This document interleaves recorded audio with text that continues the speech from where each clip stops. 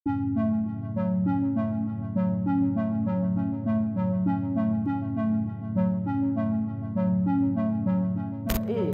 kelayakan Piala Dunia baru skuad Malaysia A, tapi untuk AFF Malaysia B. Dia buat perbandingan macam tu. Tapi Indonesia antara tim yang banyak kali juga masuk final, cuma belum rezeki untuk dapat cup. Dan prestasi Indonesia sekarang ni pun tengah membantu. Hormat Pak Erik. Ini baru federasi, ketua federasi yang ngerti bola. Tahu kalau AFF itu tuh bukan kalender FIFA, bukan piala bergengsi, bukan piala yang penting untuk diraih. Kalau mau nonton sendiri dah, cari ya di wawancaranya FIFA Goal nih ada kok videonya. Jadi tolong buat para pengamat atau orang-orang segelintir manusia yang mana AFF, mana kalau kita udah level Asia, AFF juara dong. Gak usah bacot.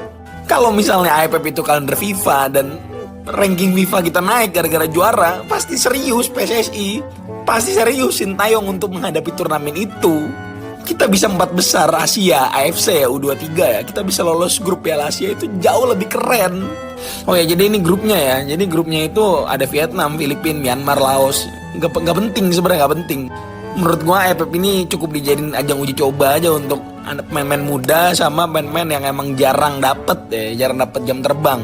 Siapa tahu kita bisa ngelihat rising star yang bisa dilirik sama Sintayong untuk masuk di tim utama timnas Indonesia. Serius lah. Timnas Indonesia tak fokus dengan Piala AFF. Hey, wait. Kalau kau tengok video ni, aku akan jelaskan kenapa Timnas Indonesia tidak fokus untuk Piala AFF. Let's go. Di antaranya adalah Piala AFF ni bagi diorang tak penting. Lagi better, yang penting sekarang ni putaran ketiga kelayakan Piala Dunia. Kualifikasi untuk kelayakan Piala Dunia, round 3 lah. Tapi itu lagi penting. Itu yang pertama. Yang kedua adalah Timnas Indonesia mungkin akan hantar tim yang kedua. Maybe pemain muda, pemain lokal, atau pemain-pemain yang mungkin kita tidak dapat lihat dalam Timnas Indonesia sekarang ni. Mungkin diorang akan bermain untuk Piala AFF nantilah. Dan yang ketiga adalah Sintayong atau Pak Erick Thohir sudah bincang untuk membuat 2 tim. 2 tim dari satu adalah satu tim yang boleh katakan tumpukan untuk kualifikasi Piala Dunia, dan satu lagi tim untuk AFF nanti. Jadi itu saya cakap yang nombor 2 tadi, diorang hantar play muda, play lokal, itu tim yang kedua. Jadi tim yang kedua ni lah akan main untuk Piala AFF. Tim pertama ni akan fokus untuk round 3 kelayakan Piala Dunia serta Piala Asia lah. Piala Asia diorang akan buat projek-projek lah untuk nanti diorang akan bincang lah macam mana. Okay? Tapi adakah Timnas Indonesia mampu memenangi Piala AFF dengan menggunakan tim yang kedua, pemain lokal atau pemain muda? Sila komen. Ya, tentu SEA Games menjadi prioritas, AFF menjadi sasaran antara. Mindset yang berbeda antara Indonesia dan Malaysia mengenai kejuaraan Piala AFF tahun ini. Ketua PSSI, Erick Thohir berkata bahwa Piala AFF bukan prioritas Timnas Indonesia. Timnas Indonesia akan memainkan pemain muda, bahkan pemain yang jarang dilihat di tim utama. Sedangkan Malaysia pasti bakal fokus Piala AFF. Setiap 2 tahun Asia Tenggara akan adakan satu tournament yang kita boleh katakan berprestij. Kalau dalam level Asia, skop yang lagi besar, kita ada AFC ASEAN Cup. Tapi kalau kita kecilkan lagi sikit skop, level Asia Tenggara, kita ada AFF. Dan sekarang ni nama dia dah bertukar-tukar. Dulu asalnya pernah Piala Tiger, lepas tu Suzuki Cup, Mitsubishi Electric Cup, dan yang terbaru untuk edisi yang seterusnya mungkin nama Piala AFF ni akan ditukar lagi kepada ASEAN Cup ataupun ASEAN Mitsubishi Cup, lebih kurang macam tu. Tapi sekarang ni kita nak fokus dekat tim kita sendiri, tim Harimau Melaya untuk AFF 2024 ni kan.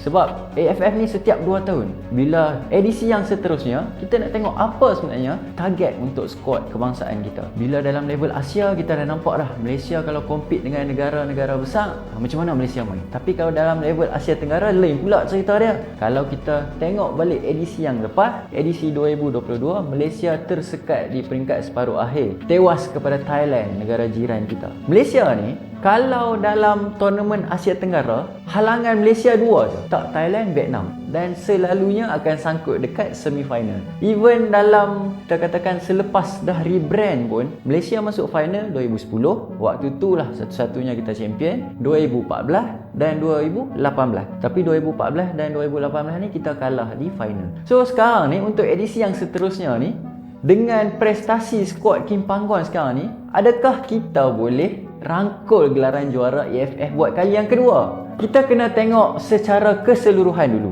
Dia sebenarnya bermula daripada call up. Player mana yang akan dapat call up untuk AFF? Sebab ada isu bila tournament Asia Tenggara ni dia bukan dalam kalender FIFA sebenarnya. Jadi akan ada kelab yang tak lepas player-player dia untuk main dengan skuad kebangsaan. Saya tak boleh mention lah kelab mana. Nanti saya yang kena kan.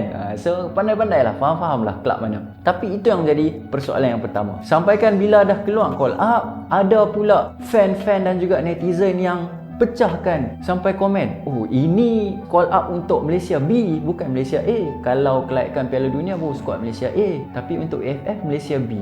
Dia buat perbandingan macam tu. Tapi kalau bagi saya personally, tak kisah pun Malaysia A ke Malaysia B, asalkan player mana yang dapat call up, maksudnya dia kena betul-betul ready untuk nak pakai jersey Malaysia dan main mewakili negara kita, Harimau Melaya sendiri kan. So untuk edisi yang seterusnya, macam yang saya cakap, kalau Kim Panggon dapat full squad macam Piala Asia, akan ada kemungkinan yang kita boleh jadi champion. Tetapi kalau tak dapat, Kim Panggon kena come out dengan satu backup plan. Macam edisi yang sebelum ni, dia ada beberapa set player. Kalau dia tak dapat main player, player mana yang dia rasa sesuai dengan taktikal dia. Akan tetapi, mungkin akan ada beberapa faktor kekangan dari segi level quality player tu tersendiri. Itu adalah serba sedikit yang kita boleh gambarkan tentang skuad Kim Panggon dalam AFF edisi yang akan datang ni. Tapi kalau kita berhasrat nak bawa balik piala dekat bumi Malaysia ni, something need to be done. Kena ada full squad yang betul-betul strong dari segi first 11 dan juga squad depth kita. Kita nak kena balance dari segi player first 11 dan juga player sub. Maksudnya bila player first 11 keluar, player sub masuk, kenalah ada squad yang sama kuat. Tapi kalau nak squad yang lagi power, anda boleh dapatkan Tycoon. Macam yang saya dah cakap, penghalang terbesar skuad Harimau Melaya dekat AFF ni selalunya dekat semi-final. Tak Thailand, Vietnam, dua ni.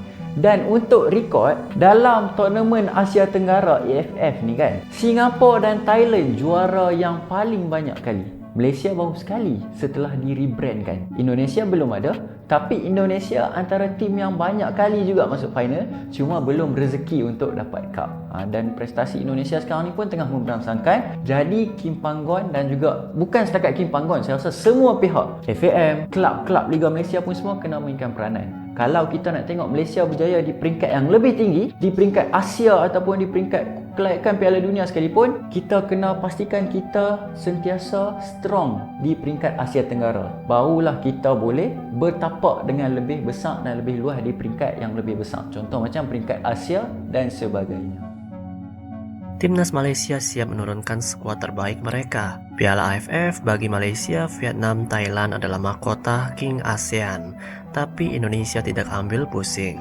Indonesia lebih mementingkan Piala Dunia dan kalender resmi FIFA. Breaking news, PSSI telah konfirmasi kalau para pemain yang bermain di kualifikasi Piala Dunia tidak akan bermain lagi di Piala AFF.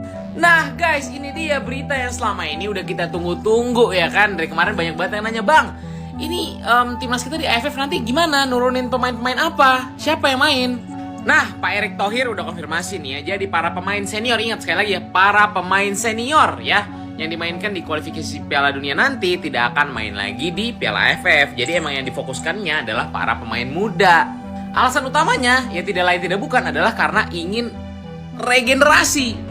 Pak Erick Thohir bilang kalau dia nggak mau turun level lah. Levelnya timnas kita udah bukan Piala AFF. Memang belum pernah juara Piala AFF, tapi level kita sekarang adalah udah Asia, bahkan OTW dunia ya kan.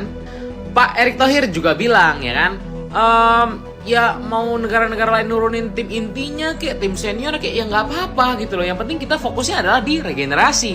Intinya setuju banget dah sama Pak Erick Thohir dan ini adalah keputusan yang tepat. Kita dukung aja timnas kita, semoga bisa regenerasi dan tentunya konsisten agar nanti tahun-tahun kedepannya bisa ya konsisten lah ya berada di level ini bahkan lebih tinggi lagi. Yuk kita komen semua, let's go!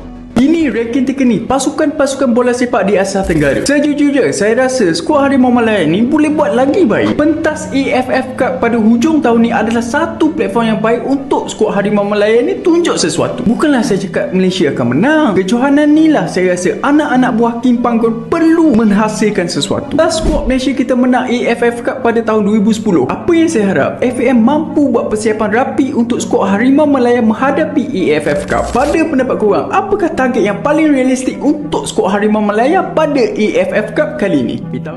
Nah, Sobat Maju, itulah cuplikan mengenai AFF. Sudah jelas Ketua PSSI Erick Thohir akan fokus ke ronde 3 kualifikasi Piala Dunia. Karena Indonesia satu-satunya tim di Asia Tenggara yang lolos. Dan tanggal 27 mendatang, Indonesia akan menunggu pembagian grup kualifikasi putaran ketiga Piala Dunia.